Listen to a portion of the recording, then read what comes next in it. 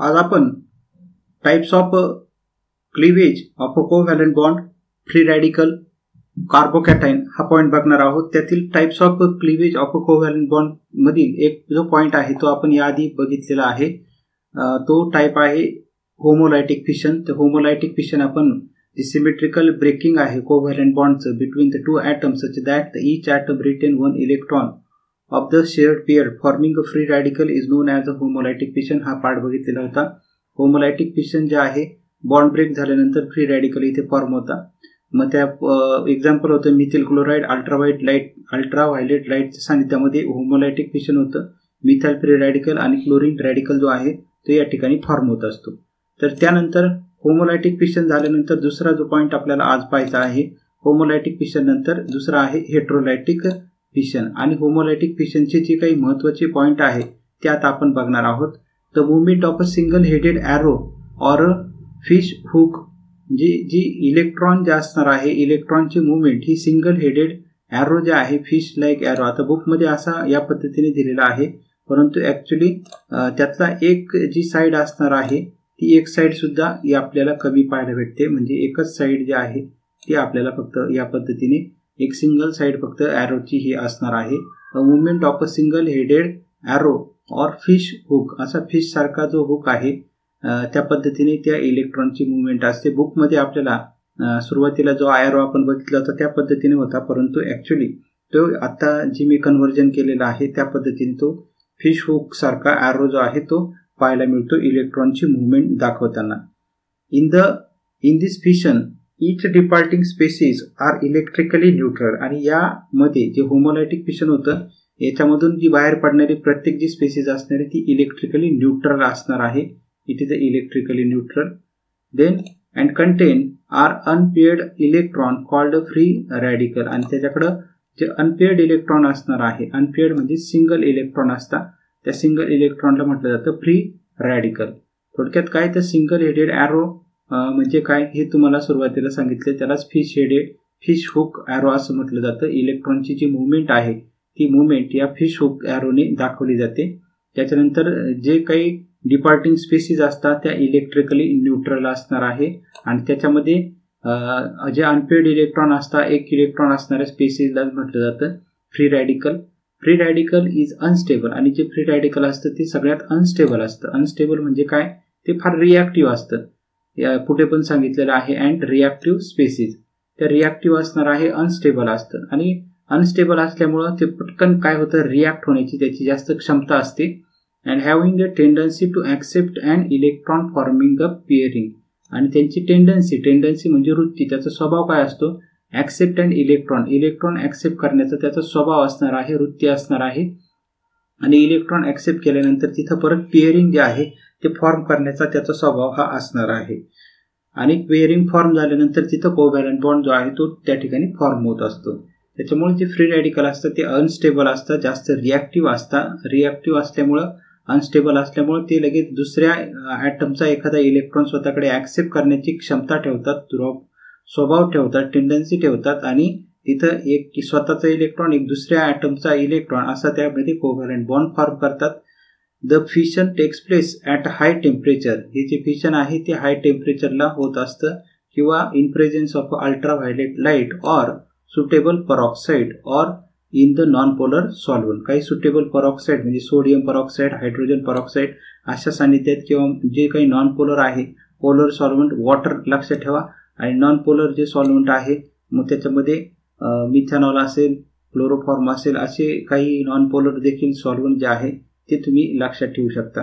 Methanol, ethanol, chloroform, पेट इथर, benzene हे non polar solvent आहे. बेन्झीन, पेट इथर आणि क्लोरोफॉर्म लक्षात ठेवा. नॉन पोलर सॉल्व्हंट बेन्झीन, पेट इथर, क्लोरोफॉर्म किंवा अल्कोहोल देखील तुम्ही लक्षात ठेवू शकता. आणि जे पोलर सॉल्व्हंटमध्ये एक साधं सोपं एक्झाम्पल वॉटर मॉलिक्यूल जे आहे, म्हणजे वॉटर, पाणी, हे पोलर सॉल्व्हंटचं एक्झाम्पल आहे. 12वी पर्यंत विसरायचं नाही तुम्ही. तर असे जर वापरून आपण तिथं हे जे फिशन आहे होमोलायटिक फिशन हे होत असतं. आता explain the term free radical. Free radical म्हणजे काय ती एक्सप्लेन करा. आता फ्री रॅडिकल म्हणजे इथे तुम्हाला सांगितलंय का ज्या रॅडिकलकडे एक सिंगल इलेक्ट्रॉन असतो त्या रॅडिकलला म्हटलं जातं free radical. So uncharge species, free radical म्हणजे काय आहे, अनचार्ज स्पेसिस. अनचार्ज म्हणजे त्याच्यावरती कुठल्याही पद्धतीने चार्ज, पॉझिटिव्ह निगेटिव्ह चार्ज पाहायला भेटत नाही.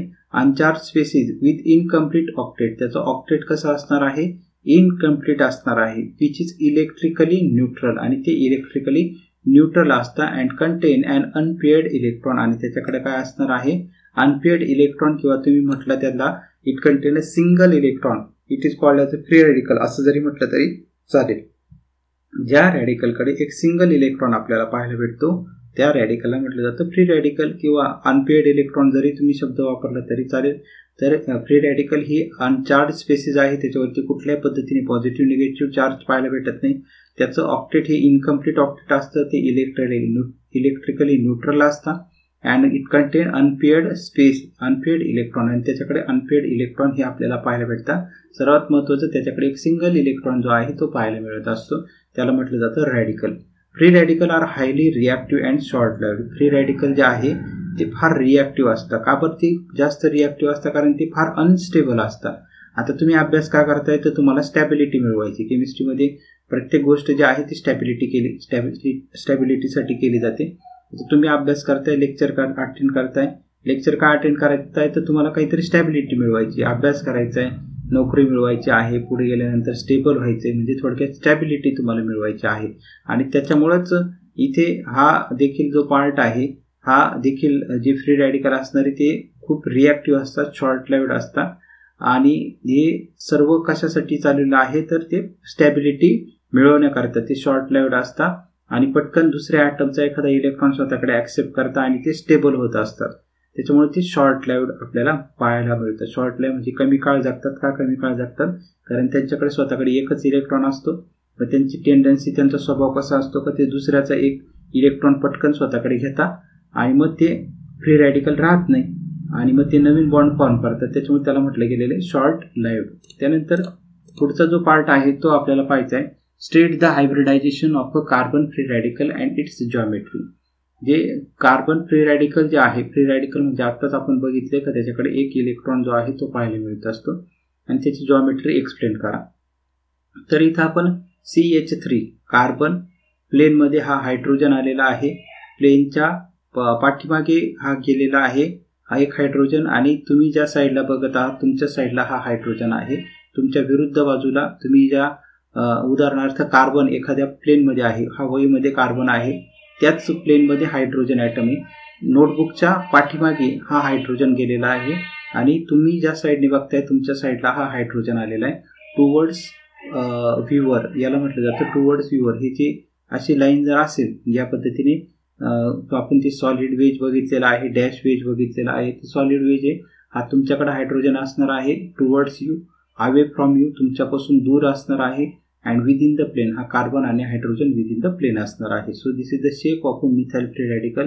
याच्यामध्ये एक ही जी लोब असणार आहे, पी ऑर्बिटल आहे, S orbital, P orbital, D orbital. आपल्याला पुढे काही चॅप्टरमध्ये हे सर्व अभ्यासायचं आहे. सध्या फक्त तुम्ही एवढंच लक्षात ठेवा, हे पी ऑर्बिटलचा एक शेप आहे, PZ ऑर्बिटल आहे ते.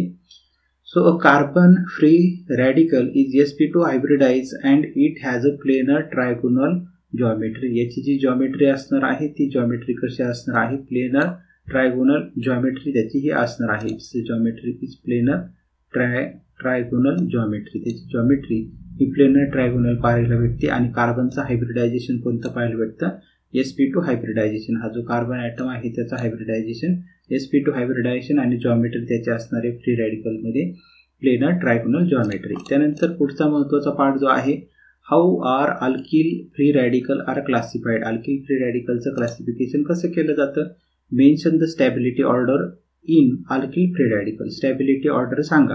तुम्हाला एंट्रन्स एक्झाममध्ये असे रॅडिकल दिले जातील, methyl free radical, ethyl free radical, isopropyl free radical, tertiary butyl free radical. मग त्यातला कोणता रॅडिकल सर्वात जास्त स्टेबल आहे, कोणता कमी स्टेबल आहे, असे प्रश्न तुम्हाला एंट्रन्स एक्झाममध्ये विचारले जाऊ शकतात. मग त्याकरिता आपल्याला हा कन्सेप्ट अत्यंत महत्त्वाचा आहे. How are alkyl free radical classified. हे अल्किल फ्री रॅडिकल कसे क्लासिफाईड केले जातात, mention the stability order in alkyl free radical. आणि स्टॅबिलिटी ऑर्डर जी आहे अल्किल फ्री रॅडिकलची ती सांगा. तर alkyl free radical are classified into, alkyl free रॅडिकलचं क्लासिफिकेशन कसं असतं, primary free radical, secondary free radical, tertiary free radical. Tertiary free radical म्हणजे 3 किंवा 3 डिग्री रॅडिकल त्याला म्हटलं जातं. तर stability order of a free radical is, आता स्टॅबिलिटी ऑर्डर, आता याच्यामध्ये CS3 हा प्रायमरी फ्री रॅडिकल आहे, त्याला म्हटलं जातं. मिथाइल फ्री रॅडिकल तो कमी स्टेबल असणार आहे कशापेक्षा, ethyl free radical. Ethyl free रॅडिकलचा फॉर्म्युला CS3 CH2 आणि हा एक इलेक्ट्रॉन, सिंगल इलेक्ट्रॉन, त्याला म्हटलं जातं इथाइल फ्री रॅडिकल. तो देखील प्रायमरी फ्री रॅडिकल असणार आहे, तो कमी स्टेबल असणार आहे कशापेक्षा, तर आयसोप्रोपाइल फ्री रॅडिकल. आयसोप्रोपाइल हा कार्बनवरती फ्री रॅडिकल आलेला आहे, हा फ्री रॅडिकल एका कार्बनवरती आहे, हा फ्री रॅडिकल एक कार्बनला आहे, त्या एका कार्बनला आणखी एक कार्बन अटॅच आहे, त्याच्यामुळे ते प्रायमरी फ्री रॅडिकल. परंतु हा फ्री रॅडिकल एक इलेक्ट्रॉन अशा कार्बनला अटॅच झालेला आहे, 8 कार्बनवरती आलेला आहे, तर त्याला इतर 2 कार्बन अटॅच झालेले आहे, त्याच्यामुळे तो झाला सेकंडरी फ्री रॅडिकल.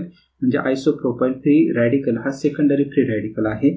आणि पुढचा टर्शरी ब्युटाइल फ्री रॅडिकल, यामध्ये काय झालेलं आहे, हा जो कार्बन ॲटम आहे या कार्बन ॲटमवरती हा फ्री रॅडिकल आलेला आहे, सिंगल इलेक्ट्रॉन आलेला आहे, आणि हा कार्बन ॲटम जो आहे तो इतर 3 कार्बनला अटॅच झालेला आपल्याला या ठिकाणी पाहायला मिळतो. पहिल्या कार्बन ॲटमला हा दुसरा कार्बन ॲटम आणि हा तिसऱ्या कार्बनला तो अटॅच झालेला पाहायला मिळतो, त्याच्यामुळे हा काय झालेला आहे, टर्शरी फ्री रॅडिकल. आणि नेहमी लक्षात ठेवा, टर्शरी फ्री रॅडिकल सगळ्यात जास्त स्टेबल असणार आहे कशापेक्षा, सेकंडरी फ्री रॅडिकलपेक्षा. सेकंडरी फ्री रॅडिकल स्टेबल असतात प्रायमरी फ्री रॅडिकलपेक्षा. तर ऑर्डर जी आहे ती तुम्हाला फक्त लक्षात ठेवायची, टर्शरी फ्री रॅडिकल किंवा टर्शरी, आपण याआधी पण बघितले कार्बोकॅटायनची पुढे आपल्याला डेफिनेशन पाहिजे, तिथं पण टर्शरी कार्बोकॅटायन जास्त स्टेबल असतं सेकंडरीपेक्षा, सेकंडरी हे जास्त स्टेबल असणारे प्रायमरी कार्बोकॅटायनपेक्षा.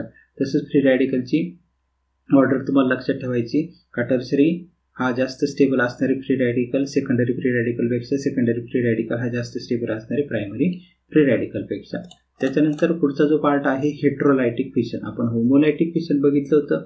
होमोलायटिक फिशनमध्ये काय केलं होतं आपण, बॉन्ड जो ब्रेक केलेला होता तो सिमेट्रिकली बॉन्ड ब्रेक केलेला होता, ॲट द सेंटर अशा पद्धतीने बॉन्डचा तुकडा केलेला होता, बॉन्ड मोडलेला होता, तो बरोबर त्याचे 2 समान भाग झाले जे होते, म्हणजे सिमेट्रिकल म्हणजे सारखेपणा त्या बॉन्ड ब्रेकिंगमध्ये आपल्याला पाहायला भेटत होता. त्याला होमो म्हणजे सेम आणि लायटिक म्हणजे बॉन्ड ब्रेकिंग फिशन. लायटिक फिशन म्हणजे बॉन्ड ब्रेकिंग होणार आहे इक्वल पार्टमध्ये. आता त्याच्यानंतर दुसरा जो आपल्याला टाईप पाहायचा आहे हेट्रोलायटिक फिशन. आता होमोच्या विरुद्ध आलेला आहे हेट्रोलायटिक. याच्यावरती देखील तुम्हाला क्वेश्चन जे आहे ते वेगवेगळ्या एंट्रन्स एक्झाममध्ये कॅटायन ॲनायन वगैरे साठी विचारू शकतात, किंवा MCQ मध्ये देखील तुम्हाला यावरती क्वेश्चन विचारले जाऊ शकतात. Explain heterolytic fission. मग हेट्रोलायटिक फिशनमध्ये लगेच तुम्हाला समजायला पाहिजे का याच्यामध्ये बॉन्ड जो आहे तो अनइक्वल पार्टमध्ये ब्रेक होत असतो. अनइक्वल पार्टमध्ये म्हणजे सारखा तो ब्रेक होणार नाही, एका बाजूला जास्त ब्रेक होणार आहे, एका साईडला कमी ब्रेक होणार आहे. हा जो बॉन्ड आहे तो इक्वली ब्रेक होत नाही, सारखा ब्रेक होत नाही, एका साईडला जास्त तुकडा जाणार आहे, एका साईडला कमी तुकडा येणार आहे. अशा पद्धतीने तो पार्ट ब्रेक होणार आहे, एका साईडला more larger bigger part and one side smaller part मध्ये तो ब्रेक होणार आहे.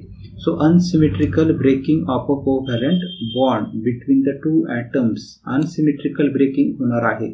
अनसिमेट्रिकलचा अर्थ समजला असेल सर्वांना, का एक सारखेपणा तिथे पाहायला मिळत नाही. ब्रेकिंग बॉन्ड ब्रेक होणारे, कोणता बॉन्ड, तो कोव्हॅलंट बॉन्ड 2 ॲटम मधील ब्रेक होणारे in a such a way that, अशा पद्धतीने तो ब्रेक होणार आहे. One of the departing atom, एक जो बाहेर पडणारा ॲटम असणार आहे त्यातला तो जास्त electronegative atom, one of the departing atoms that is more electronegative atom, जो जास्त इलेक्ट्रोनिगेटिव्ह ॲटम असणार आहे. इलेक्ट्रोनिगेटिव्हला आता पिरियडिक टेबलमध्ये आपल्याला किंवा फर्स्ट सेक्शनमध्ये देखील तुम्ही पिरियडिसिटीमध्ये अभ्यासणार आहात.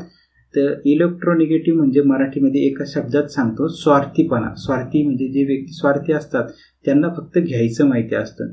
मग तुमचे मित्र देखील स्वार्थी नसतीलही किंवा असतीलही, आता ते तुम्हाला माहिती जास्त करून कोण स्वार्थी आहे किंवा कोण स्वार्थी नाही. स्वार्थी याचा अर्थ काय, तर त्याला फक्त घ्यायचं माहिती असतं, मला हे पाहिजे मला हे पाहिजे असं त्याच्याकडं सारखं त्याचं म्हणणं जे आहे ते या पद्धतीने असतं. तसंच इथं केमिस्ट्रीमध्ये सुद्धा असे काही ॲटम आहे की जे इलेक्ट्रोनिगेटिव्ह आहे. इलेक्ट्रोनिगेटिव्हचा अर्थ समजला, ते स्वार्थी आहे, त्यांना फक्त इलेक्ट्रॉन घ्यायचं माहिती असतं, इलेक्ट्रॉन घेत असतात ते सारखे. आणि त्याच्या विरुद्ध काही अशा स्पेसिस आहे का जे फक्त इलेक्ट्रॉन देत असतात, म्हणजे इलेक्ट्रो पॉझिटिव्ह ॲटम असणार आहे. इलेक्ट्रो पॉझिटिव्ह म्हणजे काय असणार आहे, ते फक्त इलेक्ट्रॉन देतात. म्हणजे काही व्यक्ती जसं त्यांना फक्त मदत करायची माहिती असतात ते इलेक्ट्रो पॉझिटिव्ह असतात. आणि ज्यांना फक्त स्वतः स्वार्थी वृत्ती असतात त्यांना फक्त घ्यायचं माहिती असतं ते इलेक्ट्रोनिगेटिव्ह आहे. ते इलेक्ट्रोनिगेटिव्ह आणि इलेक्ट्रोपॉझिटिव्हचा अर्थ मी तुम्हाला समजला असेल. इलेक्ट्रोनिगेटिव्ह म्हणजे स्वार्थी, त्यांना फक्त इलेक्ट्रॉन घ्यायचं माहिती असतं, आणि इलेक्ट्रोपॉझिटिव्ह म्हणजे त्यांना द्यायचं माहिती असतं, ते फक्त मदत करत असतात. तर तसंच इथं पण एक ॲटम असणारे तो जास्त इलेक्ट्रोनिगेटिव्ह असतो, त्याला फक्त इलेक्ट्रॉन घ्यायची माहिती असतात. आणि तो काय करतो, रिटेन म्हणजे घेतो. काय घेतो तो, रिटेन द शेअर्ड पेअर म्हणजे जी इलेक्ट्रॉनची भागीदारी केलेली असते, 2 इलेक्ट्रॉन असतात, त्यातला एक इलेक्ट्रॉन त्याचा स्वतःचाच असतो, दुसऱ्या ॲटमचा असतो. शेअर्ड पेअर इलेक्ट्रॉन तो रिटेन करतो त्या बॉन्डमधील, फॉर्मिंग अ चार्ज. आणि त्या इलेक्ट्रॉन त्याने ॲक्सेप्ट केल्यानंतर त्याच्यावरती काय पाहायला भेटतं आपल्याला, चार्ज पाहायला भेटणार आहे. कारण त्यांनी शेवटी इलेक्ट्रॉन स्वतःकडे ॲक्सेप्ट केले, इलेक्ट्रॉन घेतले म्हणजे त्यांनी त्याच्यावरती काहीतरी चार्ज येणार आहे. कोणता चार्ज येईल त्याच्यावरती, निगेटिव्ह चार्ज म्हणजे त्यांनी थोडक्यात कर्ज घेतलं. 2 व्यक्ती असतात, उदाहरणार्थ आपण घेऊ शकतो, ए व्यक्तीने बी व्यक्तीकडून काहीतरी 100 रुपये घेतले, म्हणजे ए व्यक्तीवरती किती निगेटिव्ह चार्ज होणार आहे, 100 मायनस निगेटिव्ह चार्ज होणार आहे. आणि बी जो व्यक्ती असेल त्याच्यावरती 100 पॉझिटिव्ह चार्ज होणार आहे, कारण बी व्यक्तीने ए व्यक्तीला 100 रुपये दिलेले आहे. त्याच्यामुळे बी व्यक्ती हा पॉझिटिव्ह मध्ये असणार आहे, त्याला 100 रुपये कधी ना कधीतरी मिळणार आहे. परंतु ए व्यक्तीने काय घेतलेले, कर्ज घेतलेले 100 रुपये हे घेतलेले आहे त्या बी व्यक्तीकडून. त्याच्यामुळे ए व्यक्तीवरती किती निगेटिव्ह चार्ज आहे, 100 निगेटिव्ह चार्ज. आता 100 ऐवजी आपल्याला 1 फक्त इलेक्ट्रॉनच्या भाषेमध्ये आपल्याला घ्यायचं आहे.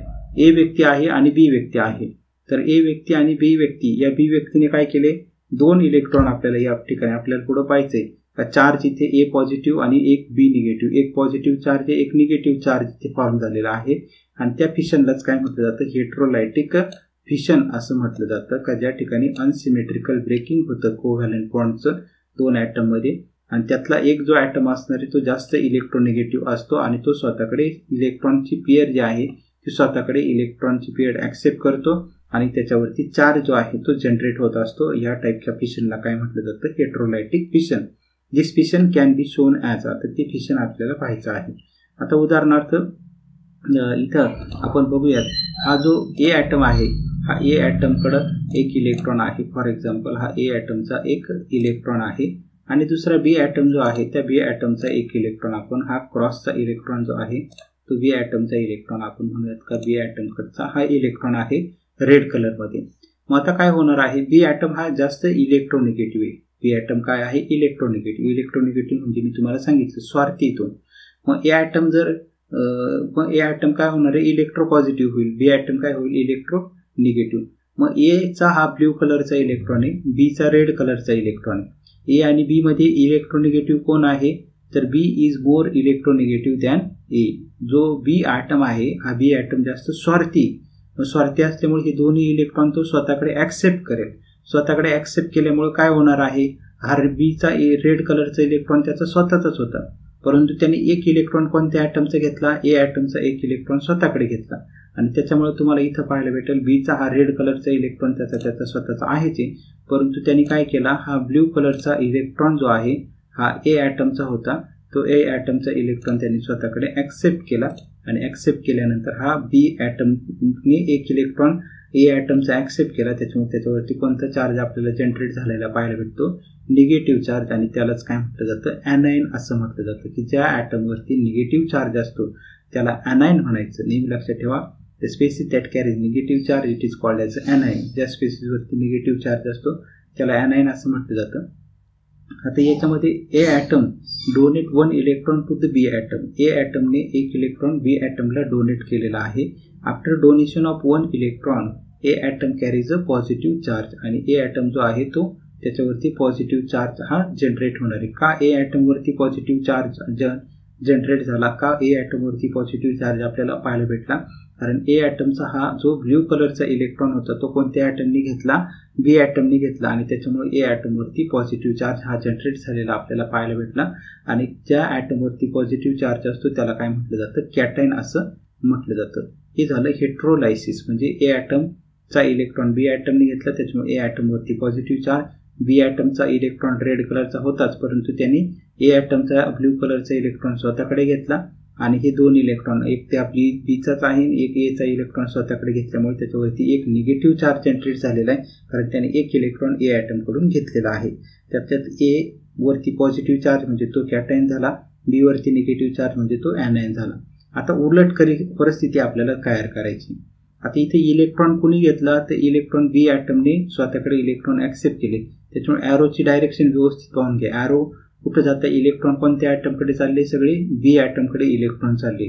तर नेहमी लक्षात ठेवा इलेक्ट्रॉनची मुवमेंट हा ॲरो जो आहे तो दाखवत असतो कोणत्या ॲटमकडे इलेक्ट्रॉन चालले. आता इथं तुम्ही ॲरोची डायरेक्शन जर बघितली तर इलेक्ट्रॉन कोणत्या ॲटमकडे चाललेले आहे, ए ॲटमकडे. म्हणजे याच्यामध्ये इलेक्ट्रोनिगेटिव्ह कोण असेल ए आणि बी पैकी, तर ए जास्त इलेक्ट्रोनिगेटिव्ह असेल. तर दुसरी कंडिशन आपल्याला पाहिजे, ए is more electronegative than the बी. आता ए आपण जास्त इलेक्ट्रोनिगेटिव्ह करूया. दुसरं एक्झाम्पल आपल्याला घ्यायचंय का याच्यामध्ये ए जो ॲटम आहे तो जास्त इलेक्ट्रोनिगेटिव्ह आहे. हा ए ॲटम त्याचा हा एक इलेक्ट्रॉन आणि बी ॲटमचा इलेक्ट्रॉन जो आहे तो आपण रेड कलरने तिथे मेन्शन करूयात, तो तुम्हाला समजायला सोपा राहील. बी ॲटमचा इलेक्ट्रॉन जो आहे हा बी ॲटमचा इलेक्ट्रॉन, ब्ल्यू कलरचा इलेक्ट्रॉन जो आहे तो ए ॲटमचा आणि रेड कलरचा इलेक्ट्रॉन आहे तो बी ॲटमचा. आता ए आणि बी पैकी आपण इलेक्ट्रोनिगेटिव्हिटी चेंज केली. ए जास्त इलेक्ट्रोनिगेटिव्ह आहे, ए जास्त इलेक्ट्रोनिगेटिव्ह असेल तर बी इलेक्ट्रोपॉझिटिव्ह असेल. म्हणजे इलेक्ट्रॉन करण्याची क्षमता, इलेक्ट्रॉन देण्याची क्षमता या उदाहरणामध्ये बीची जास्त असेल. मग बी काय करेल, एक इलेक्ट्रॉन हा ए ॲटमला देईल. याचाच मराठीत दुसरा अर्थ काय करायचा का ए स्वार्थी आहे, इथं ए इलेक्ट्रोनिगेटिव्ह आहे. मग तो काय करेल, ए हा स्वतःचा इलेक्ट्रॉन तो स्वतःकडेच ठेवेल, परंतु बीचा इलेक्ट्रॉन स्वतःकडे ॲक्सेप्ट करून घेईल. आणि बीचा इलेक्ट्रॉन स्वतःकडे ॲक्सेप्ट केल्यामुळे हा ए जो ॲटम आहे या ए ॲटमकडे तुम्हाला हा बी ॲटमचा इलेक्ट्रॉन आलेला पाहायला भेटेल. आणि प्लस त्याचा एक जो डॉट आपण जो बघितलेला आहे तो देखील त्याचा स्वतःचा असणार आहे. तो एक इलेक्ट्रॉन या पद्धतीने बी ॲटमचा जो इलेक्ट्रॉन आहे तो ॲक्सेप्ट केला आणि एचा जो ब्ल्यू कलरमधला इलेक्ट्रॉन आहे तो देखील त्याच्याकडे आहे. आणि इथे तुम्हाला निगेटिव्ह चार्ज म्हणजे मायनस चार्ज या ॲटमवरती पाहायला भेटतो. ज्या ॲटमवरती निगेटिव्ह चार्ज असतो त्याला म्हटलं जातं ॲनायन, आणि ज्या ॲटमवरती पॉझिटिव्ह चार्ज असतो त्याला काय म्हटलं जातं, कॅटायन. इथे हा कॅटायन होतो, इथे हा कॅटायन होतो. इलेक्ट्रॉनची मुवमेंट या ॲरोनी आपल्याला पाहायला मिळते. आणि ॲरोवरती लिहिलेलं आहे हेट्रोलिसिस. परंतु जेव्हा होमोलिसिसमध्ये काय झालं होतं, एचा इलेक्ट्रॉन एने घेतला होता आणि बीचा इलेक्ट्रॉन बीने घेतला होता. दोन्ही एचा एकडे ॲरो असलेला एक इलेक्ट्रॉन, बीकडे ॲरो असलेला एक इलेक्ट्रॉन आपण त्या ठिकाणी पाहिलेला होता. तिथं ए वरती एक इलेक्ट्रॉन, बी वरती एक इलेक्ट्रॉन, म्हणजे तिथं फ्री रॅडिकल हे फॉर्म झालेले आपण बघितलेले होते. तर दुसऱ्या एक्झाम्पलमध्ये ए जो आहे तो जास्त इलेक्ट्रोनिगेटिव्ह असणार आहे बीपेक्षा. तर हे एक्झाम्पल व्यवस्थित समजून घ्या. 12वी करिता अत्यंत उपयुक्त आणि महत्त्वाचं होमोलिटिक फिशन आणि हेट्रोलिटिक फिशन. जे होमोलिटिक फिशन तुम्हाला आधी परत सांगतो, त्याच्यामध्ये सिमेट्रिकल बॉन्ड ब्रेक होतो. दोन इलेक्ट्रॉन आपण एचा एक इलेक्ट्रॉन, बीचा इलेक्ट्रॉन, बी स्वतःचा इलेक्ट्रॉन स्वतःकडे ॲक्सेप्ट करतो, ए स्वतःचा इलेक्ट्रॉन स्वतःकडे ॲक्सेप्ट करतो. एचा इलेक्ट्रॉन एकडे, बीचा इलेक्ट्रॉन बीकडे, त्याला म्हटलं जातं फ्री रॅडिकल. मिथाईल फ्री रॅडिकलमध्ये पण मिथाईल ग्रुप येतो, त्याचा इलेक्ट्रॉन स्वतःकडे ॲक्सेप्ट करतो. सीएल स्वतःचा इलेक्ट्रॉन स्वतःकडे ॲक्सेप्ट करतो. बॉन्ड सिमेट्रिकली ब्रेक झालेले होते, त्यातून तिथे फ्री रॅडिकल फॉर्म झाले. त्या फिशनला, त्या बॉन्ड ब्रेकिंगला म्हटलं जातं होमोलायटिक फिशन. आणि हेट्रोलायटिक फिशनमध्ये काय होतं, हेट्रोलायटिक फिशनमध्ये एक जास्त इलेक्ट्रोनिगेटिव्ह असतो, एक इलेक्ट्रोपॉझिटिव्ह असतो. जो जास्त इलेक्ट्रोनिगेटिव्ह असतो, जो जास्त स्वार्थी असतो, तो इलेक्ट्रॉन स्वतःकडे ॲक्सेप्ट करून घेतो आणि त्याच्यावरती निगेटिव्ह चार्ज येतो. आणि दुसरा ॲटम जो आहे तो इलेक्ट्रॉन डोनेट करतो, त्याच्यावरती पॉझिटिव्ह चार्ज हा येत असतो.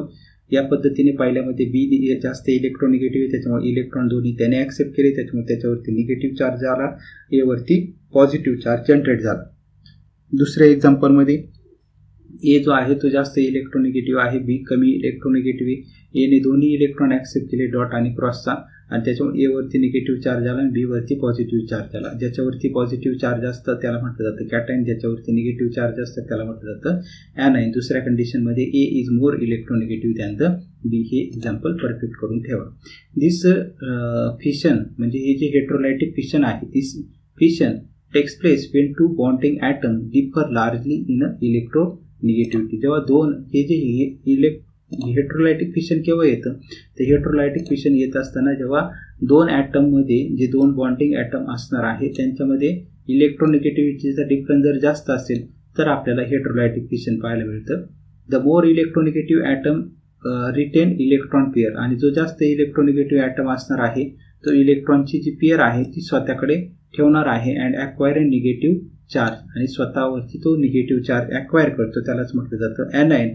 And another atom get positive charge, आणि दुसरा जो ॲटम आहे त्याच्यावरती कोणता चार्ज येतो, पॉझिटिव्ह चार्ज येत असतो, आणि त्यालाच काय म्हटलं जातं, कॅटायन. तर त्या जो ॲटम इलेक्ट्रॉन स्वतःकडे ठेवतो, स्वतःकडे ॲक्सेप्ट करतो, त्याच्यावरती निगेटिव्ह चार्ज येतो, त्याला ॲनायन म्हणायचं. जो ॲटम इलेक्ट्रॉन देतो त्याच्यावरती पॉझिटिव्ह चार्ज जनरेट होतो, त्याला कॅटायन असं म्हटलं जातं. The fission takes place in a polar solvent, आणि हे जे फिशन आहे ते पोलर सॉल्व्हंटमध्ये होत असतं. सिन्स आयन्स आर स्टॅबिलाइज बाय अ सॉल्व्हेशन, आणि हे जे आयन्स आहे ते स्टॅबिलिटी त्यांना मिळवली जाते, दिली जाते. कशाने, सॉल्व्हेशनमुळे त्याला स्टॅबिलिटी दिली जाते. उदाहरणार्थ मिथिल ब्रोमाइड, मिथिल ब्रोमाइडमध्ये हा जो ब्रोमिन आहे तो जास्त इलेक्ट्रोनिगेटिव्ह आहे, तो जास्त स्वार्थी. यातले जे 2 इलेक्ट्रॉन असणार आहे, 2 इलेक्ट्रॉन कसे दाखवायचे ते तुम्हाला पण माहिती आहे. आता 2 इलेक्ट्रॉन तुम्हाला डॉट क्रॉसने पण दाखवू शकता. हा एक इलेक्ट्रॉन जो आहे तो मिथाइलचा आहे उदाहरणार्थ, आणि दुसरा इलेक्ट्रॉन जो आहे तो क्रॉसने आपण या ब्रोमाइडचा दाखवूया. मग आता मिथाइल आणि ब्रोमाइड पैकी ब्रोमिन हा जास्त इलेक्ट्रोनिगेटिव्ह आहे. हा जो ब्रोमिन जो आहे तो काय करतो, स्वतःचा इलेक्ट्रॉन तो स्वतःकडे ठेवतोच, परंतु दुसरा जो इलेक्ट्रॉन आहे तो देखील स्वतःकडे तो ॲक्सेप्ट करून घेत असतो. हा स्वतःकडे इलेक्ट्रॉन ॲक्सेप्ट करून घेतो, आणि पर्यायाने त्याच्यावरती निगेटिव्ह चार्ज जो आहे तो जनरेट होतो, आणि कार्बनवरती पॉझिटिव्ह चार्ज जो आहे तो जनरेट होत असतो. मिथाइल कार्बोकॅटायन आणि ब्रोमाइड आयन जे आहे त्या ठिकाणी फॉर्म झालेले आहे. Bromine is more electronegative than the carbon. Methyl म्हणजेच कार्बनपेक्षा ब्रोमिन जास्त इलेक्ट्रोनिगेटिव्ह आहे. त्याच्यामुळे इलेक्ट्रॉनची डायरेक्शन ॲरोची कशी पाहायला भेटते पाहू शकता तुम्ही. इलेक्ट्रॉन ब्रोमिनकडे चाललेले आहे, ब्रोमिनने इलेक्ट्रॉन ॲक्सेप्ट केले, त्याच्यामुळे ब्रोमिनवरती negative charge.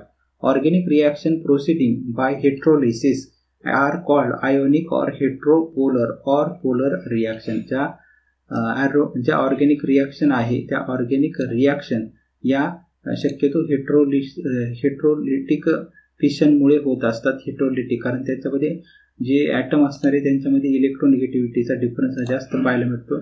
So organic reaction proceeding by heterolysis, तिथे हेट्रोलिसिस होत असतं, हेट्रोलायटिक फिशन होत असतं, आणि त्यालाच म्हटलं जातं आयोनिक रिॲक्शन म्हणू शकता त्याला, किंवा हेट्रोपोलर रिॲक्शन म्हणू शकता, किंवा पोलर रिॲक्शन देखील त्याला म्हटलं जातं.